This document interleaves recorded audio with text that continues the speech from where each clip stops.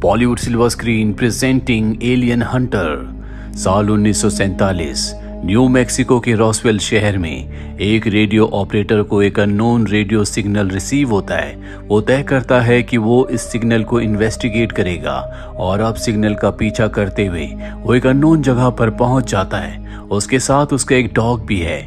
वो देखते हैं कि वहां पर एक मीटियोर गिरा है। रेडियो ऑपरेटर अपने डॉग के साथ उस जगह पर जाता है और तभी ऊपर से एक तेज रोशनी उसके ऊपर गिरती है, जिसके बाद उसका कुछ पता नहीं चलता। कहानी आती है प्रेजेंट में, जहां पर उसी तरह का सिग्नल जो सन 1947 में उस रेडियो ऑपरेटर को रिसीव हुआ था। एंटार्क्टिका की एक फैसिलिटी में कुछ लोगों को उसी तरह के सिग्नल रिसीव होते हैं जो बर्फ के नीचे से आ रहे होते हैं। सैटेलाइट पिक्चर से उन्हें पता चलता है कि बर्फ के नीचे कुछ चीज दफन है। वो नासा को इसकी इंफॉर्मेशन देते हैं, साथ ही अब वो उस चीज को बर्फ के नीचे से निकालना चाहते हैं। इस केस को इन्वेस्टिगेट करने के लिए वो जूलियन नाम के एक प्रोफेसर को इन्वाइट करते हैं, जो कि एक क्रिप्टोलॉजिस्ट भी है। साथ ही उसने स्पेस में एलियंस को ढूंढने के लिए पहले भी एक प्रोजेक्ट पर काम किया है, लेकिन उसका लोग मजाक उड़ाते हैं क्योंकि किसी को विश्वास नहीं है कि हमारी दुनिया के अलावा दूसरी किसी दुनिया में जीवन होगा। अब जूलियन को प्रिंसिपल बुलाता है और उसे उस सिग्नल के बारे में बताता है जो सिग्नल एंटार्क्टिका में रिसीव हुआ है। वो कहता है कि तुम्हें इसे डिकोड करना होगा। जूलियन उस सिग्नल को चेक करता है। वो बताता है कि ये सिग्नल हमारी दुनिया का नहीं है। दरअसल ये एक तरह का कोड है जो कि बहुत ही ज्यादा स्ट्रॉन्ग है। साथ ही अमेरिका के अलग अलग शहरों में इसी तरह के सिग्नल रिसीव हो रहे होते हैं, जिस वजह से गवर्नमेंट बहुत ज्यादा परेशान है। और अब जूलियन को एंटार्क्टिका भेज दिया जाता है, जहां पर बर्फीला तूफान आ रहा होता है।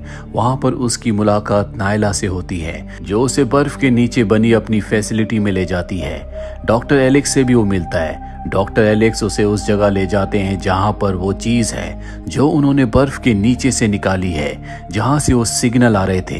दरअसल वो चीज अब भी बर्फ के अंदर ही है। डॉक्टर एलेक्स जूलियन को बताते हैं कि ये बर्फ बहुत जल्दी पिघल रही है। जूलियन उस बर्फ के पास जाता और उस पर अपना हाथ लगाता है। जैसे ही वो उस पर हाथ लगाता है, उसे अपने बचपन के विजन्स आते हैं। साथ ही उसे एनर्जी महसूस होती है। वो समझ जाता है कि इसके अंदर बहुत पावरफुल एनर्जी है। तभी वहां पर बायोलॉजिस्ट केट आती है, जो कभी जूलियन की गर्लफ्रेंड हुआ करती थी, लेकिन अब ये दोनों रिलेशनशिप में नहीं है। हालांकि जूलियन अब भी केट को पसंद करता है, लेकिन केट उससे सिर्फ काम की बातें करती है। जूलियन को अब भी अपने हाथ में एनर्जी महसूस हो रही होती है। केट उसे उसका कमरा दिखाती है और बताती है कि यहाँ पर और भी बहुत सारी लड़कियां हैं जिनसे तुम्हें दूरी बनानी होगी, क्योंकि तुम यहाँ पर काम करने के लिए आए हो। केट को पता है कि लड़कियां उसकी कमजोरी है। इसके बाद जूलियन सो जाता है और तभी अचानक से उसकी नींद खुल जाती है। अब भी वो उस एनर्जी को महसूस कर रहा होता है। वो उसी जगह जाता है जहां पर बर्फ का वो टुकड़ा है जिस पर उसने हाथ लगाया था। उसे एहसास होता है कि वो पूरी तरह से पिघल चुका है और उससे कुछ ही दूर पर कोई खड़ा है। तभी उसकी आंख खुल जाती है। दरअसल ये उसका एक सपना था। तभी वहां पर नायला आ जाती है। वो कहती है कि हमें डिनर करने के लिए चलना होगा। नायला उसे अपने साथ ले जाती है, जहां जूलियन देखता है कि एक लैब में बहुत सारे प्लांट्स को उगाया गया है। वो नायला से पूछता है कि प्लांट्स तुमने यहाँ पर क्यों उगाए। वो कहती है कि ये जेनेटिक प्लांट्स हैं। हम इस एक्सट्रीम वेदर में इन प्लांट्स को उगाते हैं ताकि भविष्य में जब हम दूसरे प्लैनेट्स पर अपनी कॉलोनीज बनाएं तो हम वहां पर इन प्लांट्स को ग्रो कर सकें। वो देखता है कि अंदर डॉक्टर माइकल है, जो कि बायोलॉजिस्ट हैं, और ये पूरा का पूरा रिसर्च वर्क उन्हीं का होता है। उनके साथ केट भी होती है। दरअसल एंटार्क्टिका की इस बर्फीली जगह पर इसी तरह के प्लांट्स को ग्रो करने के लिए इस फैसिलिटी को बनाया गया था। वहीं अब जूलियन उस सिग्नल को समझने की कोशिश करता है, जिसमें उसका साथ एक कम्युनिकेशन एक्सपर्ट भी देता है। जूलियन को लग रहा होता है कि ये जो ऑब्जेक्ट है, साथ ही जो सिग्नल है, वो एलियंस ने भेजा है, जबकि जूलियन के अलावा ये किसी को नहीं लगता कि ये एलियंस का भेजा हुआ सिग्नल और ऑब्जेक्ट है। इसके बाद जूलियन सबके साथ डिनर करने के लिए जाता है, जहां पर माइकल उसका मजाक भी उड़ाता है क्योंकि उसे लग रहा होता है कि ये काम एलियंस का है। पर जूलियन अपनी बात को साबित करना चाहता है, इसीलिए केट और कम्युनिकेशन एक्सपर्ट के साथ उसी ऑब्जेक्ट बर्फीले टुकड़े के पास जाता है और कहता है कि हमें यहाँ पर एंटीना को लगाना होगा ताकि हम इस सिग्नल को अच्छे से समझ सके। जूलियन को पूरा विश्वास है कि ये सिग्नल सिग्नल में कोई ना कोई मैसेज छुपा हुआ है। वहीं दूसरी तरफ हमें वॉशिंगटन डीसी में डिफेंस सेक्रेटरी को दिखाया जाता है, जिन्हें 1947 का रॉसवेल का वो सिग्नल मिल चुका होता है जो कि उस रेडियो ऑपरेटर को मिला था। वो 1947 वाले उस सिग्नल को आज के सिग्नल से मिलाते हैं और हैरान हो जाते हैं और कहते हैं कि जल्द से जल्द हमें जूलियन को सब कुछ बताना होगा। वहीं एंटार्क्टिका की फैसिलिटी में बर्फ के खिसकने से कुछ झटके आते हैं, जिससे वो बर्फ का टुकड़ा नीचे गिर जाता है और उसके अंदर जो चीज होती है अब वो बाहर आ चुकी है। ये एक तरह का कवच होता है जिसके अंदर कोई ना कोई चीज है। बायोलॉजिस्ट कहता है कि इसके अंदर कुछ नहीं है, ये बेकार की एक खोज है, और वहां से चला जाता है। उसके जाने के बाद जूलियन कहता है कि मुझे लगता है कि ये किसी एलियन शिप से नीचे गिरा होगा, इसीलिए बार बार ये सिग्नल भेज रहा है ताकि स्पेसशिप यहाँ पर आकर इसे वापस ले जाए। इन्हीं की टीम का एक मेंबर कहता है कि हमें इसे खोलना चाहिए, पर केट साफ साफ मना कर देती है। वो कहती है कि इसके अंदर कोई वायरस हो सकता है और अगर वो वायरस खतरनाक हुआ तो पूरी दुनिया खत्म हो जाएगी। और केट के अलावा सब चाहते हैं कि वो इसे खोले और अब वो इसे खोलने की तैयारी करते हैं। वो इसका एक टुकड़ा निकाल लेते हैं जिसे देखने पर इन्हें बताया जाता है कि ये कोई नेचुरल पत्थर या किसी नेचुरल चीज से बना हुआ नहीं है, बल्कि इसे बनाया गया है। ये एक कार्बन का टुकड़ा है। वहीं जूलियन किसी भी कीमत पर उस कोड को डिकोड करना चाहता है जो सिग्नल सन 1947 में मिला था, जो अब दूसरी बार मिला है, और किसी तरह से वो उस कोड को डिकोड कर देता है जिसमें लिखा होता है डू नॉट ओपन, यानी कि उसे मत खोलना।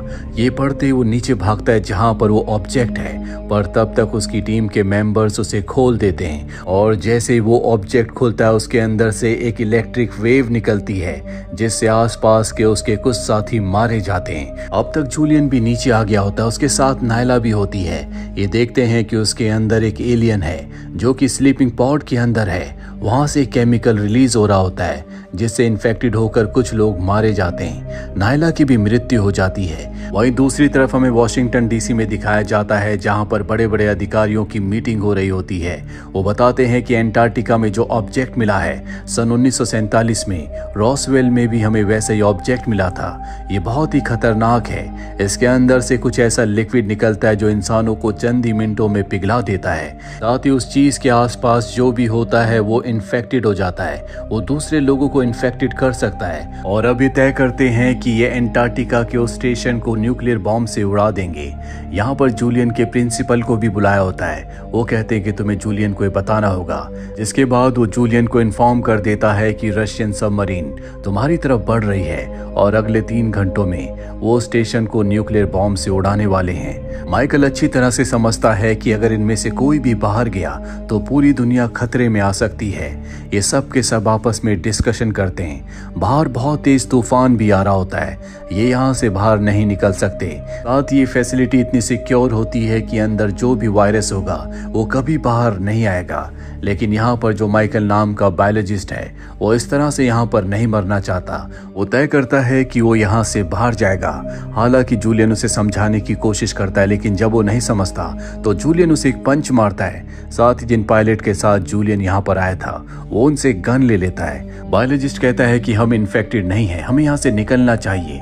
उसे बताया जाता है कि हम सबके डीएनए में उस एलियन का वायरस है और ये वायरस कभी अपने होस्ट को नहीं मारता बल्कि धीरे धीरे एक्टिव होता है। तभी इन्हें पता चलता है कि उस शैलो स्पॉट के अंदर से एलियन गायब है। जूलियन उसे देखने के लिए जाता है। जूलियन को एलियन दिख जाता है लेकिन वो उससे डर रहा होता है। जूलियन अपनी टॉर्च नीचे रख देता है और टेलीपैथी से उसे समझाने की कोशिश करता है कि मैं तुम्हें कोई नुकसान नहीं पहुंचाऊंगा। वो जूलियन की फीलिंग्स को समझ जाता है और अब एलियन उसके पास आता है, जिसके बाद वो अपने दोनों हाथ जूलियन के सर पर लगाता है। जूलियन को विजन आते हैं। दरअसल वो एलियन उसे उस ग्रह को दिखा रहा होता है जहां से खुद वो आया है। तभी वहां पर पायलट आ जाता है। उसे लगता है कि एलियन जूलियन को मारने वाला है, इसीलिए वो गन निकालकर उस एलियन को मार देता है। एलियन ब्लास्ट हो जाता है, यानी कि उसकी मृत्यु हो चुकी है। जूलियन अब अपने बाकी साथियों के पास जाता है और बताता है कि वो एलियन मुझे नुकसान नहीं पहुंचाना चाहता था, बल्कि वो मुझे अपने ग्रह के बारे में बता रहा था। साथ ही वो बहुत ज्यादा डरा हुआ था। बायोलॉजिस्ट कहता है कि हमें यहाँ से निकलना होगा क्योंकि कुछ ही देर में ये पूरी की पूरी फैसिलिटी ब्लास्ट होने वाली है। जूलियन कहता है कि अगर तुम यहाँ से निकलना चाहते हो तो हम सबको पहले एक दूसरे के ब्लड को टेस्ट करना होगा और जो इन्फेक्टेड नहीं होगा वो यहाँ से जा सकता है। और अब इस सब के ब्लड सैंपल लेते हैं और जब उन्हें टेस्ट किया जाता है तो इन्हें पता चलता है कि हर किसी के ब्लड में वो एलियन वायरस है। इसका मतलब ये है कि ये यहाँ से बाहर गए तो पूरी दुनिया इन्फेक्टेड हो सकती है। जूलियन केट से कहता है कि तुम्हें एंट्रेंस गेट के कोड को बदलना होगा ताकि कोई यहाँ से बाहर जाने की कोशिश ना करे। केट उसकी बात मान जाती है, वो कोड्स को बदल देती है। वहीं रशियन सबमरीन भी अपने पॉइंट पर पहुंच चुकी है जहां से 15 मिनट के बाद वो मिसाइल को लॉन्च कर देंगे और ये पूरी फैसिलिटी खत्म हो जाएगी।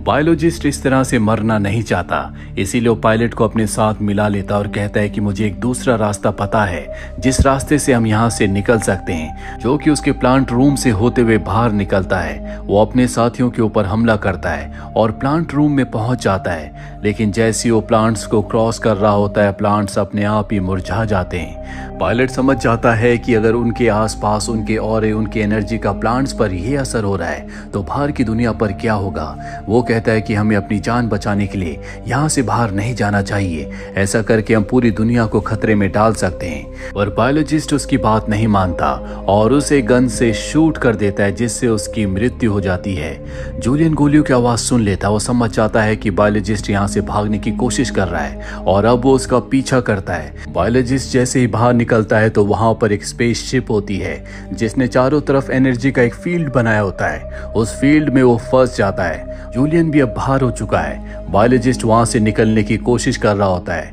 तभी उसे एक इलेक्ट्रिक शॉक लगता है जिससे उसकी मृत्यु हो जाती है। लेकिन जूलियन पूरी तरह से शांत होता है, इसीलिए उसे कुछ नहीं होता। इसके बाद जूलियन अंदर जाता है जहां पर वो अपने सभी साथियों को बाहर ले आता है, जहां पर वो एलियन शिप है।